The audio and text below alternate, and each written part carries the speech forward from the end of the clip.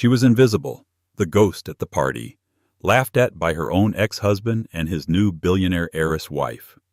She stood there clutching a lukewarm glass of champagne, her simple vintage dress a mark of shame in a room dripping with diamonds. Every eye at the Golden Gate Patrons' Ball was on her, waiting for her to break, waiting for her to run. But they weren't prepared for what happened next. They weren't prepared for him. The one man in the room more powerful than all of them combined. And he was walking right toward her. The air at the Legion of Honor was thick with the scent of tuberose and old money. Chandeliers glittering like captive constellations poured buttery light onto the marble floors. This was the Golden Gate Patrons' Ball, the undisputed peak of the San Francisco social calendar. And Audrey Vance was a weed in an orchid garden. It had been 2 years since the divorce. 2 years since Noah Sterling, her husband of a decade, had traded her in. The trade was by all accounts an upgrade. He had swapped Audrey, a moderately successful ceramicist with a quiet laugh and laugh lines, for Danielle DeWitt, an heiress, with a face untouched by emotion and a trust fund that could destabilize a small nation. Audrey hadn't wanted to come. Her invitation was a fluke, a lingering courtesy from a museum curator who had once commissioned her work, a woman who clearly hadn't gotten the memo that Audrey was no longer Mrs. Sterling. She felt the eyes on her. Her dress, a vintage emerald green Halston she'd bought on First Dibs, had felt elegant and timeless in her small Sausalito apartment. Here, surrounded by a sea of custom Oscar de la Renta and shimmering Givenchy, it felt like a costume. Audrey, goodness. Audrey turned. It was Beatrice Finch, the sharp-tongued columnist for the Nob Hill Gazette. Her pen was a scalpel, and she was looking at Audrey as if she were a particularly fascinating and slightly moldy specimen. Beatrice, it's a lovely evening. Audrey said, her voice tighter than she'd intended. Isn't it? Beatrice's eyes did a quick, insulting scan. Up, down. How brave of you to come. Especially solo. The unsaid words hung in the air. Now that you're a nobody. Before Audrey could form a reply, a ripple of laughter, high and brittle as spun glass, cut through the orchestral swell. Danielle. She was holding court near the grand staircase, a vision in voluminous, almost offensively bright fuchsia. She was flanked by her 2 inseparable shadows, bits of social shrapnel named Chloe and Annabelle. And next to her, looking both proud and profoundly neutered, was Noah. He saw Audrey. His smile, the one that had once been her entire world, faltered. He looked away, turning his attention back to his new wife, who was now pointing one beringed finger directly at Audrey. Oh, God. No. But it was too late. The trio was advancing. Danielle moved like a predator, all grace and undeniable threat. Audrey, darling. Danielle cooed, her voice loud enough for everyone in their immediate vicinity to hear. She stopped just close enough to force Audrey to smell her perfume, something expensive and suffocating like a flower that knew it was poisonous. Danielle, Noah. Audrey nodded, her knuckles white on her champagne flute. I just had to come over and say how much I adore your commitment to sustainability, Danielle said, gesturing to Audrey's dress. Vintage is just so charming. It reminds me of my grandmother's attic. Chloe and Annabelle tittered on cue. And here you are all by yourself. Danielle continued, her eyes wide with mock pity. Noah isn't that sweet. She came all by herself. Noah shuffled. Sarah, come on. What, I think it's wonderful she's putting herself out there. After all, she leaned in, her voice dropping to a conspiratorial hiss. It must be so hard to re-enter the world when you've, well, you know, slipped so far out of it. It was a social execution, plain and simple. Audrey could feel the stares, a dozen pairs of eyes, all witnessing her humiliation. She looked at Noah, a desperate silent plea. Say something. Stop her. Remember me. Noah met her gaze for a fraction of a second. She saw panic guilt, and then, worst of all, nothing. He cleared his throat and looked at the ceiling. He chose his new wife. He chose the money. He chose to let her twist the knife. Audrey's eyes burned. The music seemed to fade, replaced by a rushing sound in her ears. She was trapped. Danielle smiled, victorious. "If you'll excuse me," Audrey whispered, her voice cracking. She had to leave. She would run to the bathroom, then the coat check, and disappear. "Oh, but you just got here," Danielle said, stepping slightly to block her path. It was in that moment, as Audrey felt the fragile walls of her composure begin to crumble, that the entire atmosphere of the grand hall changed. It wasn't a loud noise. It was a vacuum. The chatter near the entrance simply stopped. The silence spread, moving through the crowd like a cold front. The orchestra faltered for a beat. A man had entered. He was late, which was a power move in itself. He wasn't flanked by security, but he didn't need to be. The space just cleared around him. He was tall, dressed in a bespoke Tom Ford tuxedo that was a masterpiece of understated perfection. His hair was dark, his features sharp, and he moved with a panther-like grace that was utterly at odds with the stiff posturing of the other men in the room. "Good Lord," Beatrice Finch whispered, forgetting Audrey entirely. "It's Julian Carter." The name echoed in the silence. Julian Carter. Even Audrey, who had actively avoided society news for 2 years, knew that name. Carter wasn't just San Francisco rich. He wasn't new money tech like Noah had desperately aspired to be. He was global rich. He was the reclusive, almost mythical CEO of Carter Industries, a behemoth that swallowed competitors whole in areas from AI to green energy. He was old money lineage combined with a shark's instinct for the future. He never attended these things. Ever. Danielle's head snapped toward him.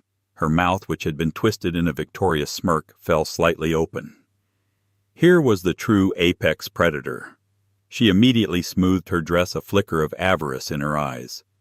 This was the only man in the city who outranked her, her father, and everyone she knew combined. Julian Carter paused at the entrance, his eyes scanning the room. They were a cool, assessing blue, and they seemed to miss nothing. The mayor started to walk toward him.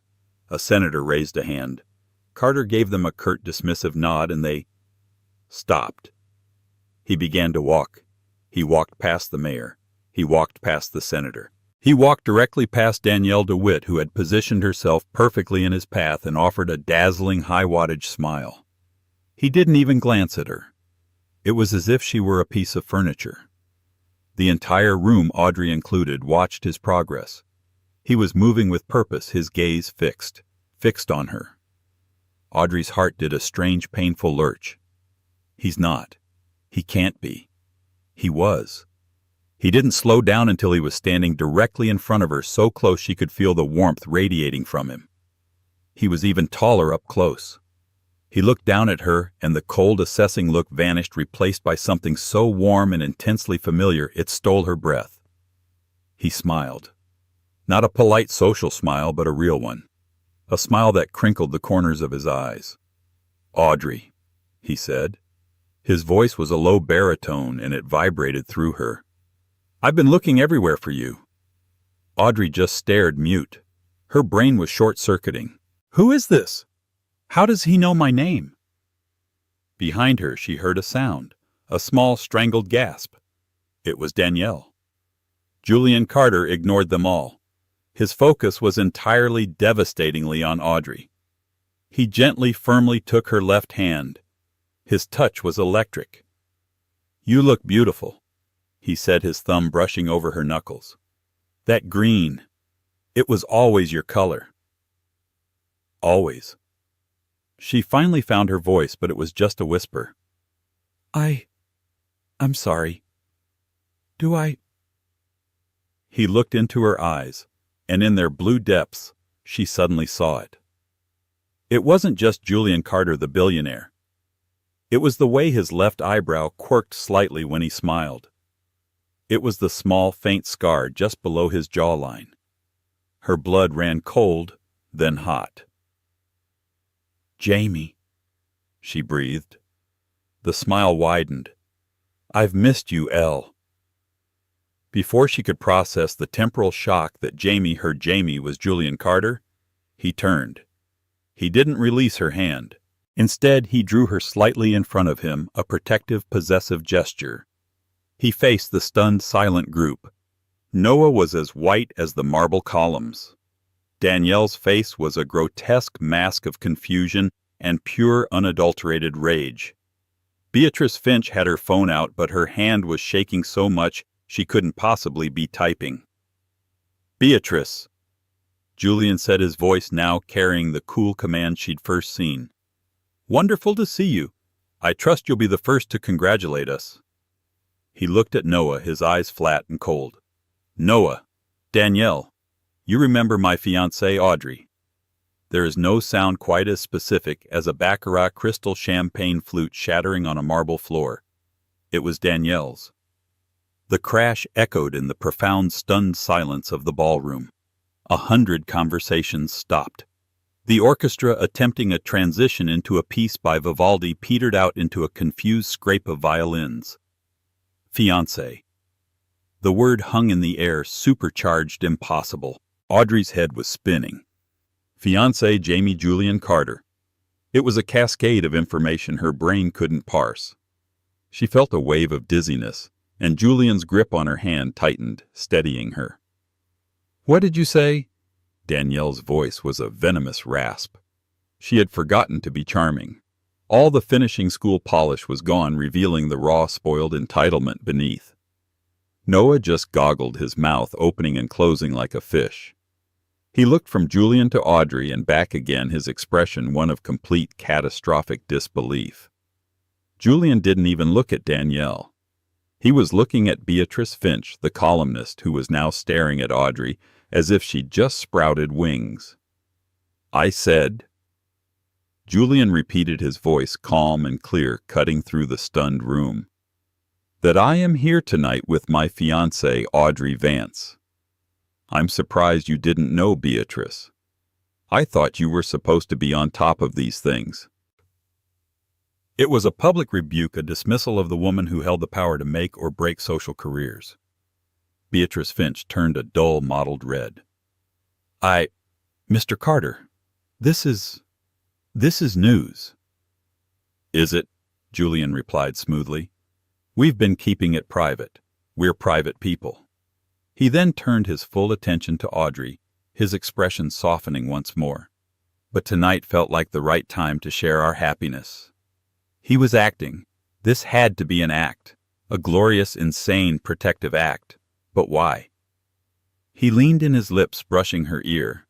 The movement was intimate, seen by everyone. "Play along," he whispered, his voice for her alone. "Trust me. I'll explain everything. Just trust me, Elle." Jamie. The boy who had lived on ramen noodles and optimism. The boy who had held her while she cried over a failed kiln firing. The boy who had disappeared. He was here, and he was Julian Carter. And he had just called her his fiancée. Audrey, who had been seconds from fleeing in tears, felt a new strange sensation. It wasn't courage, it was defiance. She looked at Danielle's furious, contorted face. She looked at Noah, who looked like he'd just seen his stock portfolio evaporate. She took a breath. She turned her hand over and laced her fingers with Julian's. "I'm sorry we're late, darling," Audrey said, her voice surprisingly steady. "I had trouble with my... well, you know." Julian's eyes lit up with a spark of approval. "It doesn't matter. You're here now." He turned back to the gobsmacked trio. "Now if you'll excuse us. I believe I promised Audrey a dance, and we need to discuss the new wing with the curator. Audrey has agreed to consult on the acquisitions." He didn't wait for a reply. He simply put his hand on the small of her back and steered her away. The crowd didn't just part. It practically recoiled, as if from a source of immense heat and light. They walked past the shattered glass of Danielle's flute. They walked past a visibly trembling Beatrice Finch, who was now typing furiously into her phone with both thumbs. Audrey didn't look back. As they reached the center of the dance floor, the orchestra, jolted back to life, began to play a slow, sweeping waltz. Julian pulled her into his arms. "My God, Jamie," she whispered, her head spinning as he expertly led her into the steps. "What have you done?" "I'm not sure," he whispered back, his hand warm and firm on her waist. But look at me, Elle. Don't look at them. She met his eyes, the familiar blue, deeper perhaps, wiser, more pained, but still Jamie. You're Julian Carter. She stated the fact, still feeling alien. I am, he said. And I'm your fiancé. You are. For tonight at least, he said. Unless you'd prefer not to be. She looked over his shoulder. Every single person in the room was staring at them, not with pity, not with contempt, but with awe, confusion, and a frantic, desperate curiosity. Danielle was being forcibly dragged away by Noah, her face a mask of thunder. Audrey looked back at Julian. No, she said, a slow, dangerous smile touching her own lips for the first time in years. For tonight, I am most definitely your fiancé. Julian danced her through one song, a polite, formal waltz that felt anything but. His hand on her back was a brand. The entire ballroom was a blur of out-of-focus faces all turned toward them. The power dynamic of the room had not just shifted, it had been detonated. Audrey Vance the Ghost was now the sun around which every satellite suddenly desperately wanted to orbit. Before the song ended, Julian leaned in. We need to talk. Somewhere private.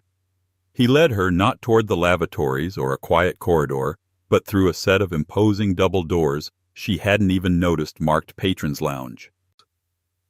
A security guard built like a refrigerator saw them recognize Julian and simply unclipped the velvet rope holding the door open. They stepped through and the noise of the gala was instantly muffled. They were in a dark-paneled library. Julian didn't stop. He crossed the room to a set of French doors and pushed them open. The cold, sharp air of the San Francisco night hit them. They were on a private terrace high above the city with a staggering perfect view of the Golden Gate Bridge lit like a string of rubies against the black void of the Pacific. Audrey walked to the balustrade, breathing in the fog.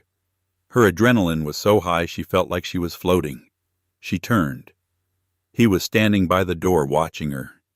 The shadows on the terrace were kind, stripping away the billionaire and leaving just him.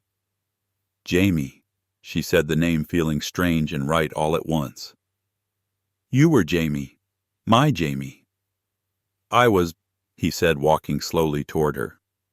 I still am. I got lost. Lost. You didn't get lost, Jamie. You vanished. You were in Berkeley with me in that drafty, awful apartment coding on a laptop held together with duct tape. We were happy. We were going to build a life. And then you said you had a family emergency in Singapore. It was, he said, his voice raw. You were gone for 3 months. You sent 2 emails. 2. I wrote you every day. I called. The number was disconnected. I thought you were dead. Or worse, that you'd just left me. I would never have left you, Elle. He was standing in front of her now. He looked tormented. What I told you was the truth, just not the whole truth. It wasn't an emergency. It was a hostile takeover, my uncle. He was trying to liquidate Carter Industries and sell it for parts after my father's accident. Audrey's mind flashed back. Your father, you said he was an engineer. You never... He was, Julian said with a bitter laugh. He engineered a global logistics empire. I am Julian Carter, as in Carter Industries. I never told you because... God, Elle. I was 22. I was terrified. Everyone I'd ever met only wanted the name. They wanted the money. And then I met you in a life drawing class you were acing, and I was failing. You were brilliant and funny, and you didn't care that I was living on instant noodles. You saw me. You saw Jamie, and I was so desperate to just be Jamie for as long as I could. He ran a hand through his hair. When I went to Singapore, my uncle froze my personal accounts.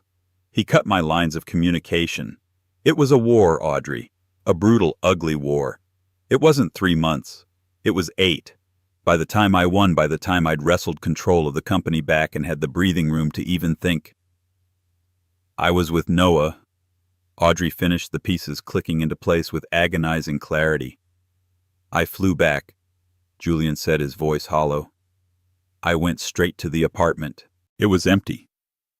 I found you. You were at an art fair in Ghirardelli Square. I saw you. You were laughing. And Noah Sterling. He kissed you. And you were wearing his ring. Audrey remembered that day. She'd been so fragile. Noah had been charming, stable, attentive. He was the safe harbor after the storm of Jamie's disappearance. He had seemed like the answer. I broke Elle, Julian whispered, looking out at the bridge. My heart. It just shattered. I thought you hadn't waited. I thought you'd moved on. I saw him so polished and successful, and I was just this wreck who'd been through a corporate hell. I thought I'd lost my chance. So I left. I went back to Singapore. I became Julian Carter. I built my own empire separate from the family's. I buried Jamie so deep I wasn't sure he still existed. Until tonight. Audrey said, tears welling in her eyes. Why tonight, Jamie? Why now? I've always kept track of you, Elle, he admitted, turning to face her. I couldn't help it. I told myself it was just checking. I saw you get married. I saw your first gallery show. I saw when he divorced you. I saw your name disappear from the society pages. I read about Danielle DeWitt. You came here for me. No, he said, and the honesty stung. I came here because my board is pressuring me for a massive merger with SoftBank, and the investors are old-fashioned. They want a stable family man. They're trying to set me up with daughters of other billionaires. I came here tonight to tell the curator of the new wing to back off, to stop trying to play matchmaker. He stepped closer. And then I walked in, and I saw you. And she, that woman, was cornering you. And he just stood there and let it happen. The man you left me for. He let them tear you apart. And in that second, Audrey, my entire world went red. All I knew was that I had to protect you. I had to get you out of there. I had to put you so far above them they could never ever touch you again. So you made me your fiancée, Audrey said, a shaky laugh escaping her. I did, he said. It was impulsive. It was the most Jamie thing I've done in 15 years. Julian, Jamie, she started. You can't. This lie. It's huge. The Gazette. Page 6. By morning this will be global news. It will affect your merger. It will affect everything. I know, he said, and I don't care.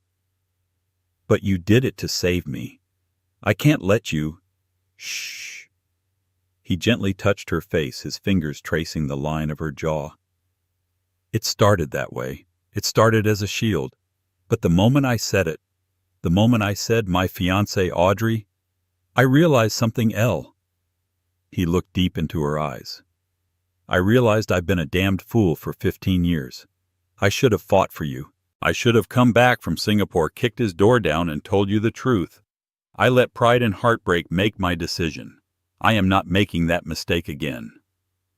Before Audrey could respond, the terrace doors flew open with a bang, slamming against the library wall. What in the hell do you think you're doing? Noah Sterling stood there silhouetted against the light. He was drunk, and he was shaking with rage. Noah stormed onto the terrace, his face a blotchy, furious red. His tie was loose, and he was holding a tumbler of whiskey so tightly his knuckles were white. Fiancé, he stammered, jabbing a finger first at Audrey, then at Julian. You think you can just take her? Make me look like a fool. Audrey instinctively stepped back, but Julian didn't flinch. He simply stood, a calm and dangerous monolith between Audrey and her ex-husband. You're drunk, Noah. Julian said, his voice flat. Go back to your wife. My wife, Noah laughed, a broken, ugly sound. My wife is currently in the ladies' room hyperventilating. Do you know what you just did? You just humiliated Danielle DeWitt. In public. Do you know what her father will do to my new fund? You ruined me. Audrey stared, sickened. He wasn't angry that she was with another man. He wasn't even jealous. He was terrified. He was furious that her social promotion had just torpedoed his own. Let me get this straight, Julian said, his voice dropping to a dangerously quiet level. You are angry not because you lost Audrey, but because you backed the wrong horse. Noah sputtered. She was my wife. She's a Potter, and you waltz in and what, you're engaged. It's a lie. You're lying. Tell him you're lying, Audrey. Don't you dare speak to her, Julian snapped, and for the first time Audrey heard the ice-cold authority of the CEO. Julian took one step toward Noah, who instinctively recoiled. You made yourself look like a fool, Noah. Julian said, his words like chips of ice. You did it the moment you let that vapid, cruel woman corner your ex-wife. You did it every day for the last 2 years that you let Audrey, the best thing that ever happened to you, feel small so you could feel big. You don't know anything about us, Noah yelled, emboldened by the whiskey. I know everything, Julian countered.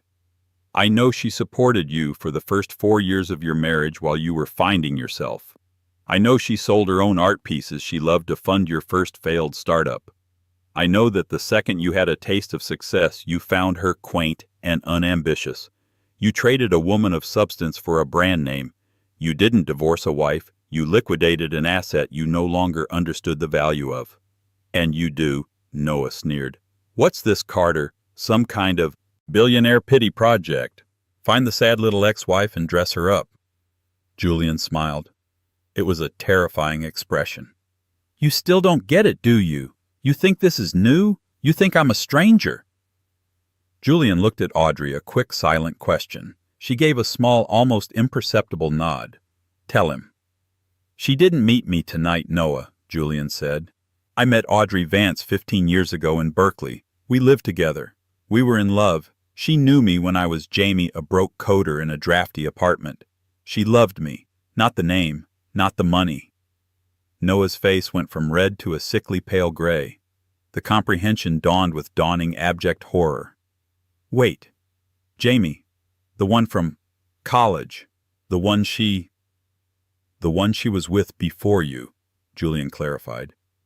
The one she left because I was incommunicado fighting a war you can't even comprehend while you were whispering sweet nothings and offering her stability. Second twist. I'll tell you something else, Noah. When I was Jamie living in that awful apartment coding my first algorithm, I wasn't broke. I was already a millionaire. I was testing a theory. I was testing her. I wanted to know if she loved me or what I could be. And she passed. She loved me. She wanted to build a life from scratch. You were the one who cared about the money. You were the one who couldn't see the diamond because you were too busy looking for glitter. Noah looked as if he'd been physically struck. He staggered back, leaning against the balustrade. No, that's not possible. He was doing the math. He realized the scale of what he had thrown away. He hadn't just divorced a Potter. He had divorced the one true love of Julian Carter. You didn't just dump your wife, Noah, Julian said, his voice pitiless.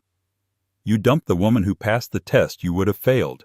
And now you're upset that the diamond you discarded is being set in a crown. That, as I believe they say, is a you problem. The terrace doors opened again, this time more slowly. Danielle stood there. Her makeup was slightly smeared, her eyes red-rimmed and venomous. Noah, we are leaving, she hissed. You are an idiot. Noah looked at his new wife, his face a canvas of regret and despair. He looked at Audrey, who was standing tall, her hand now linked with Julian's. He looked at the man who had in the span of 10 minutes taken back the woman he'd thrown away and simultaneously destroyed his social and financial future. Without another word, Noah Sterling turned and followed his wife, a defeated, broken man. The terrace was silent again, save for the distant sound of the city and the faint swell of the orchestra inside.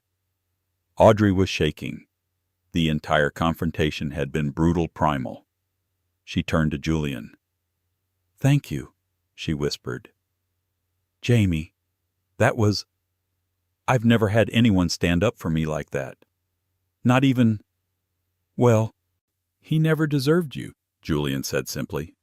He took off his tuxedo jacket, and in a gesture so familiar it made her heart ache, draped it over her shoulders. It was warm and smelled faintly of him. "But Julian," she said, huddling into the jacket, "what you said, it's still a lie. We're not engaged. You've just torpedoed your SoftBank merger and declared war on the DeWitt family. For a ruse. To save me from a moment of embarrassment."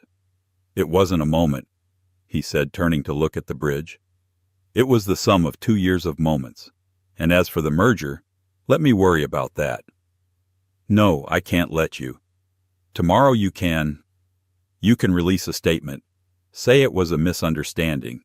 That I'm just an old friend. I'll go to Napa for a week. I'll disappear. They'll forget." "Will they?" He turned back to her, his expression unreadable in the dim light.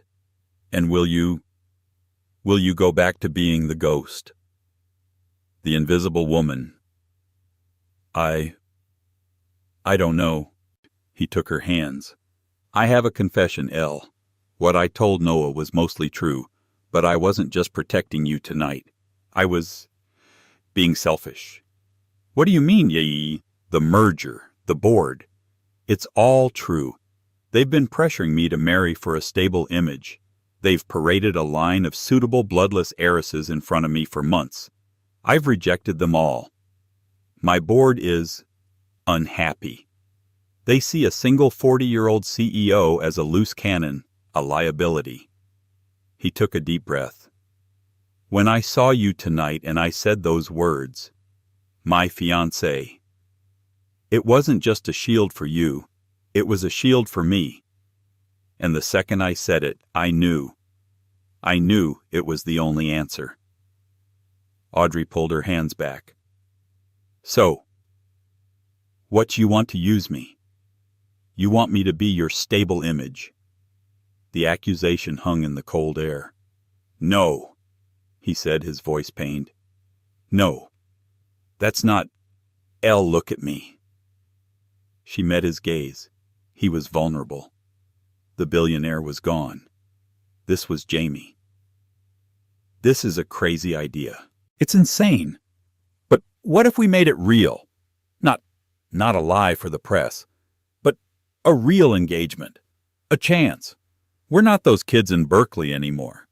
We're two different people shaped by a lot of pain. But maybe we could be something better. I don't want a pretend fiancée Audrey. I don't want a stable image. I want you. I want to see if Jamie and Elle still exist." Audrey was speechless. This was not a rescue. This was a proposition. I need time, Jamie. This is everything, all at once. My ex-husband, you, your life." "I know," he said gently. "I'm not asking you to marry me tomorrow. I'm asking you to not run, to stay, to let me court you, to let me show you who I am now, and to relearn who you are." He reached into his pocket. Audrey's heart stopped. He pulled out a ring.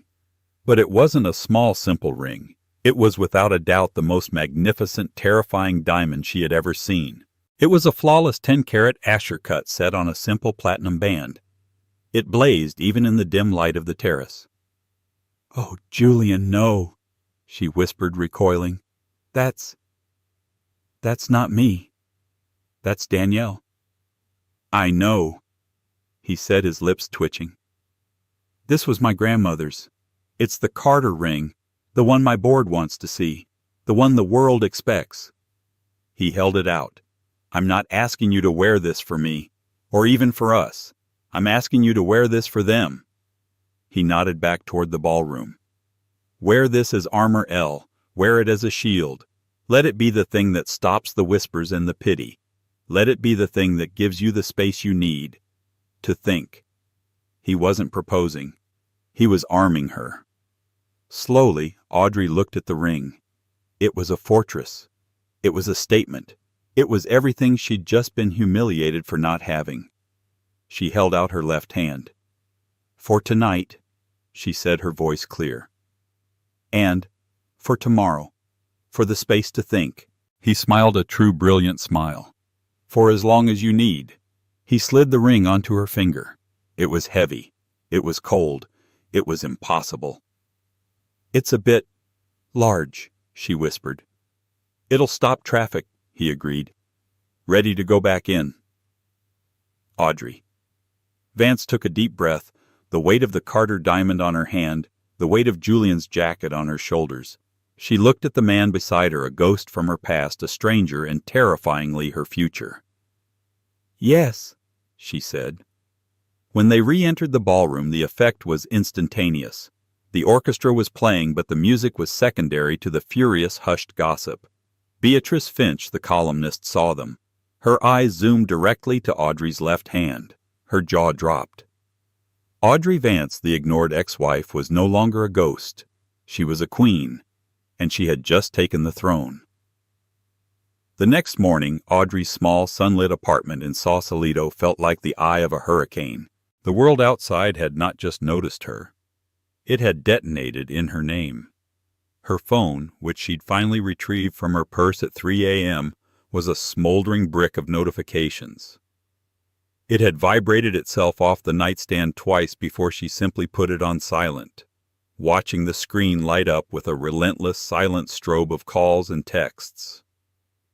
It was a beacon of a life she didn't recognize. Her laptop, open to the Nob Hill Gazette, was headlined by a fawning, breathless column from Beatrice Finch. The title was set in an obnoxiously large font. Carter's surprise heiress, reclusive billionaire Julian Carter, engaged to artist Audrey Vance. A love story for the ages. A love story for the ages, Audrey muttered, sipping her tea. She wrote that 6 hours after wanting to see me publicly executed. The article was a masterpiece of social revisionism, painting Audrey as a brilliantly talented reclusive artist, rid poor and a mysterious figure, rid invisible, who had clearly been in a secret passionate love affair with the world's most eligible bachelor for years. Beatrice had, of course, sensed their deep connection from the moment she saw them. It was everywhere. Page 6 had a grainy photo snapped from across the ballroom of Julian sliding the massive Asher-cut diamond onto her finger. The Daily Mail had a rival, even blurrier shot of Noah Sterling, his face a mask of apoplectic rage, being physically steered out of the gala by a furious-looking Danielle. Forbes had already published a 1,000-word speculative piece on what this surprise union with an unknown meant for the upcoming SoftBank merger. Her email inbox was a similar disaster zone. It was a digital stampede of people who 24 hours ago wouldn't have given her the time of day. The most galling was from Galerie Antoine in the financial district.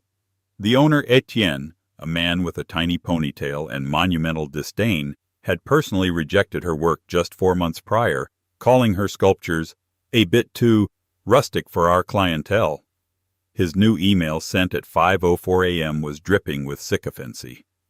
My dearest Audrey, I was so hoping to run into you last night. My profound congratulations on your wonderful news. Julian is a longtime patron, and we are simply ecstatic for you both. I've been reconsidering your Earthly Vessels series, and I believe I was mistaken. The pieces have a raw, powerful honesty that the market is crying out for. I would be honored if you would consider my gallery for your next solo show. September, perhaps. Our biggest month. Let's make it happen. Warmest regards. Etienne. She closed the laptop with a snap. Then came the voicemails. Old college friends she hadn't heard from in a decade, all so happy for her, all needing to catch up immediately. Her parents had left 7 messages, a frantic, escalating volley of confusion. Is this a joke? Excitement? A billionaire Audrey? and practical worry. But what about Noah? Is this legal? And then in their own special category were the texts from Noah. They were a perfect chronological diary of a man's complete psychological disintegration. 1:12 a.m. Audrey, you can't be serious. 1:45 a.m. This is a joke. You're doing this to hurt me. It's pathetic. 2:30 a.m. Danielle is. This is a mess. We need to talk. You don't know what you've done. 3:15 a.m. Her father is pulling his seed funding from my new venture. He's pulling it. You've ruined me. Are you happy? 4:05 a.m. He's not who you think he is, Audrey. He's a shark. He'll crush you. He's using you. 6:15 a.m. I'm sorry. Okay, I'm sorry. For everything.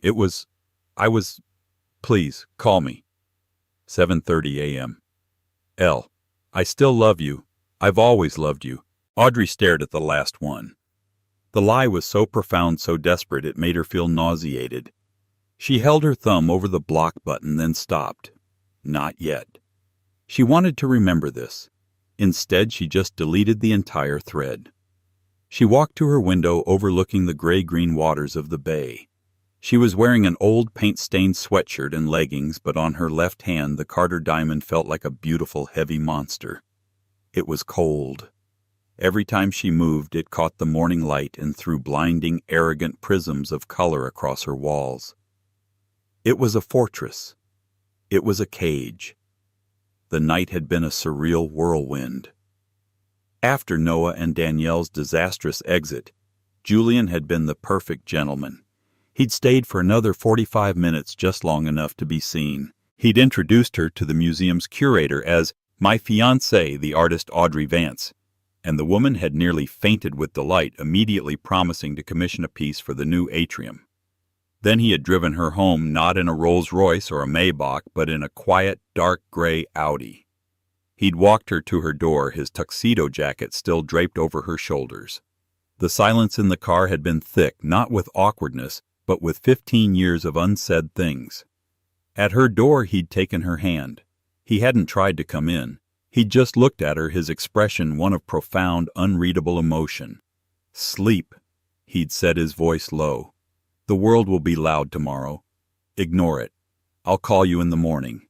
We'll just have coffee. Away from all this.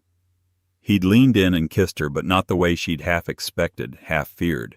He'd kissed her on the cheek, a gesture of simple, profound tenderness. Now in the quiet of her apartment, she was still wearing his jacket. It was on the back of her chair, smelling faintly of him, a scent of expensive wool, cold night air, and something else. Something familiar. She was nursing her second cup of tea, her mind a jumble of past, present, and an impossible future, when there was a knock on her door. Not the buzz from the downstairs lobby. A sharp, direct knock on her actual apartment door. Audrey froze. Her blood ran cold. The press. They found me. They've gotten past security. Her sanctuary was breached. She crept to the door, her heart hammering. She looked through the peephole. Her breath caught. It was him. No security. No suit.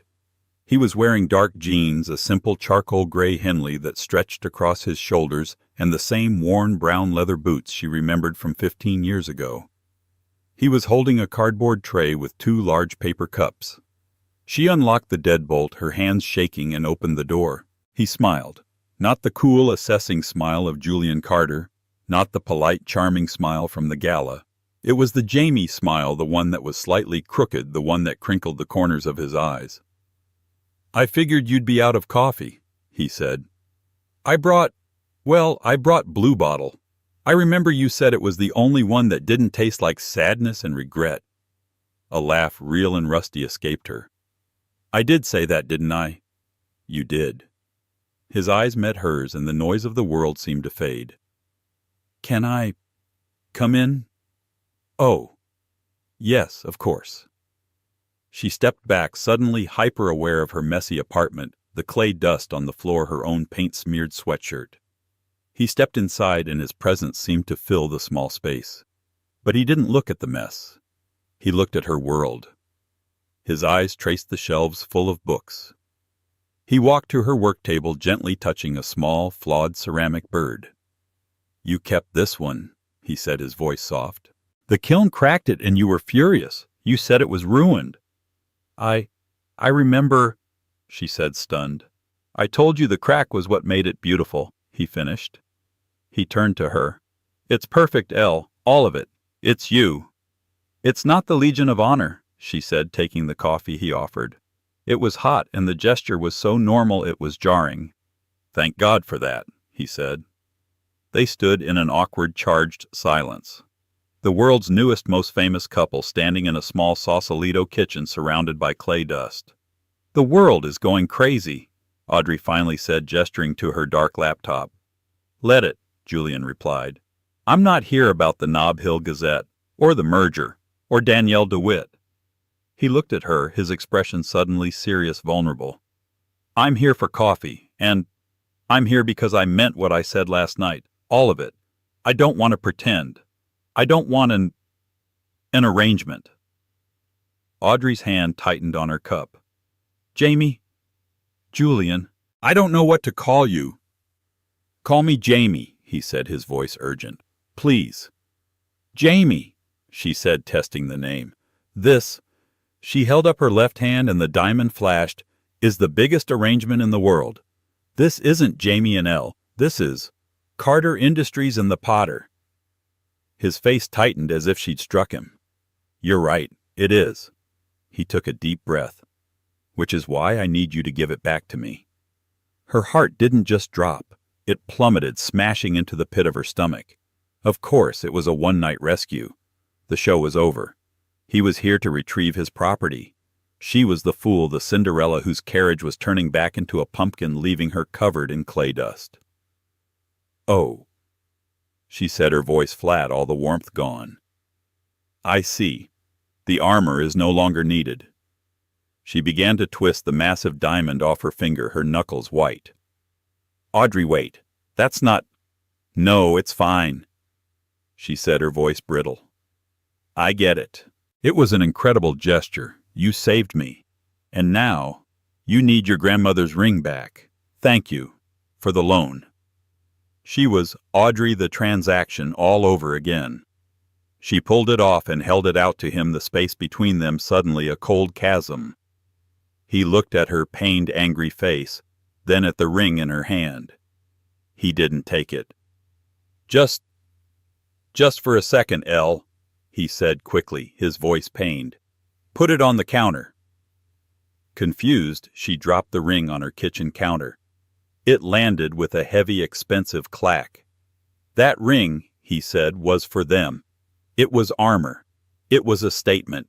It was a tool. It was the loudest thing I could say without speaking. It wasn't a gift. It was a weapon." He never took his eyes off her face. He reached into the pocket of his jeans, not a tuxedo, and pulled out a different box. A small, worn, dark blue velvet box. It wasn't from Harry Winston or Cartier. The velvet was faded at the corners as if it had been carried for a very, very long time. "This," he said, his voice thick with an emotion that made her own throat tighten, "is for you." He opened it. Audrey's hand flew to her mouth and a sob escaped her. It wasn't a diamond. It was a sapphire.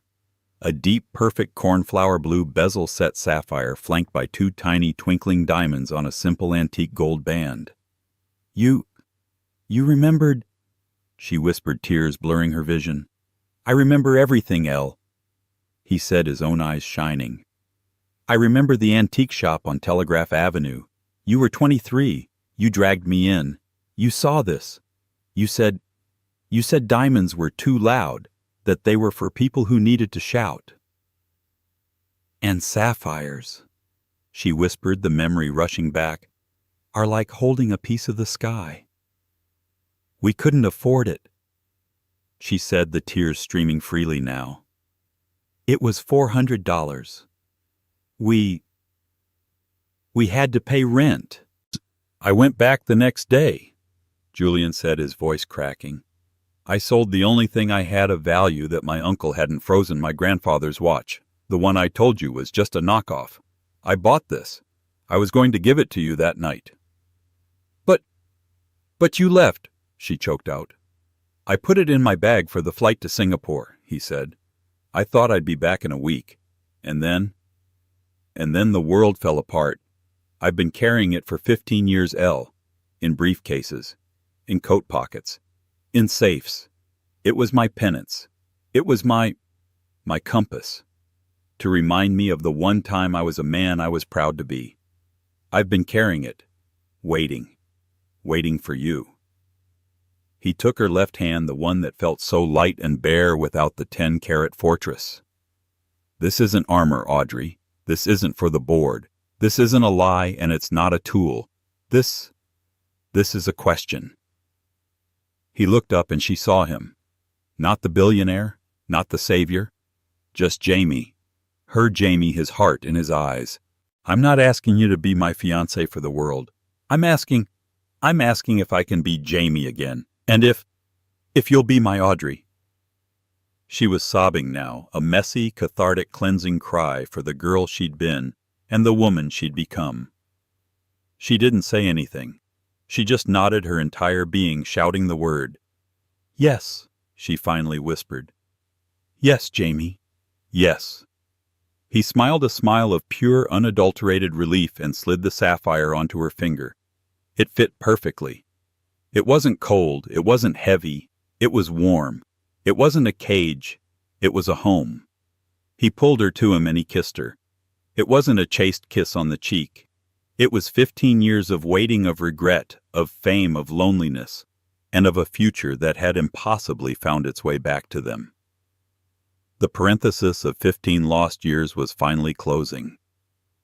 On the counter the Carter diamond lay forgotten, its fire dimmed by the morning sun.